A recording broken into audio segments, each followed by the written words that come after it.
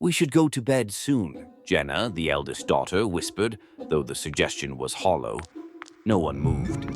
"Not until it passes," the father, Greg, replied sternly, his hands gripping the armrests of his chair. His knuckles were pale, his eyes glued to the locked windows. "It doesn't always pass," muttered little Ben, their youngest. At 10 years old, he spoke with the weariness of someone who'd lived through nightmares too vivid to forget. Their mother, Diane, busied herself in the kitchen, pretending to clean. Everyone knew she wasn't washing dishes. She was watching the back door. For as long as the Everetts could remember, the night held more than shadows. It began years ago, before Ben was born, when Jenna was just a toddler. The first encounter was subtle, a scratching at the windows, distant and faint. They dismissed it as a branch in the wind. But the scratches grew louder, more deliberate, until one night Greg peered out and saw something. He'd never described it. Whatever he saw, it changed him. From that night on, the family never let darkness take them unprepared. The night had rules, all doors and windows locked by sunset. Every light in the house on.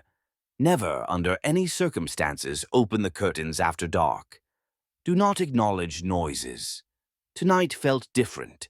The air carried a charge, a tangible electricity that made their skin crawl. Even the house itself seemed to breathe uneasily, the wood creaking and groaning despite the absence of wind. "Dad," Jenna said, her voice trembling, "do you feel it?" Greg didn't answer, but the way his jaw tightened confirmed it. Ben shuffled closer to Jenna, clutching her arm. "It's louder tonight," Diane said suddenly from the kitchen.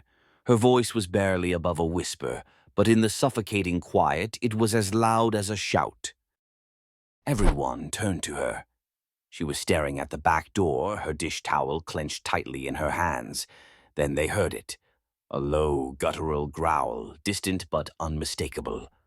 The sound didn't come from an animal they recognized. It was primal, alien, something that didn't belong in their world. Ben whimpered, and Greg shot him a warning glance. "Stay quiet," he hissed. The growl came again, closer this time. It was followed by the sound of heavy footsteps dragging through the dirt outside. Jenna swallowed hard, her throat dry as sandpaper. She reached for Ben, pulling him onto the couch beside her. "What if it gets in?" Ben whispered, his voice quivering. "It won't," Greg said firmly, though he didn't sound convinced. The footsteps stopped, replaced by silence so profound it was deafening. The family held their breath. Then came the scratching. Slow, deliberate, and unnervingly high-pitched, it began at the front door. Diane let out a small gasp, and Greg shot her a look of warning. "Don't react," he mouthed. The scratching moved, circling the house, scraping against every window. It was methodical, as though testing the barriers. Jenna felt her stomach churn when the sound paused at the living room window. The curtain rustled slightly as if something was peering in. She clenched Ben's hand, her nails digging into his skin. Suddenly, the lights flickered. "No," Diane whispered, abandoning the pretense of cleaning and rushing to Greg's side. "Not now." "It's testing us," Greg muttered, rising to his feet. "Everyone stay together." Another flicker, then darkness. Ben screamed, and Jenna clapped a hand over his mouth. The sound outside grew louder.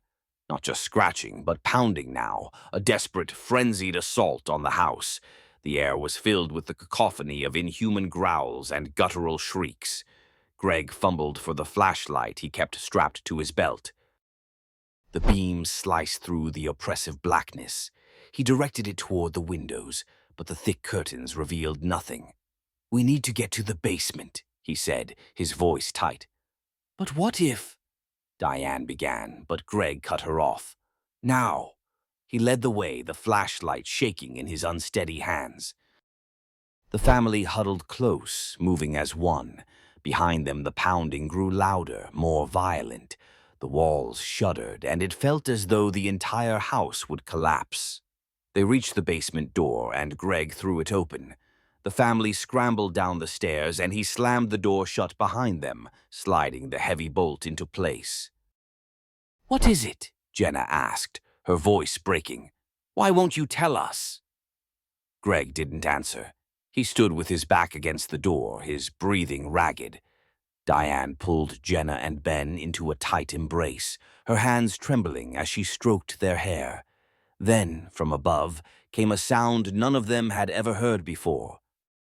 A voice. "Let us in." It wasn't quite human. The cadence was off, the tone uncanny. It mimicked a voice they recognized, but none of them could place it. "Let us in," it repeated, more insistent this time. "Don't listen," Greg barked. The voice multiplied, becoming a chorus of pleading, mocking tones. It sounded like loved ones, neighbors, even strangers they'd passed in the grocery store. "We're coming in," it whispered finally, and the pounding above stopped. Silence fell. The family didn't dare move. Minutes passed, then an hour. Still they stayed frozen, terrified to breathe too loudly. When dawn finally broke, the house was eerily still. Greg unlocked the basement door and cautiously crept upstairs. The living room was intact, the windows unbroken, but on every door, every window were deep, gouging scratches, and something far worse. A single word scrawled in what looked like ash. "Tonight." The family stared at the ominous message, their hearts pounding with dread.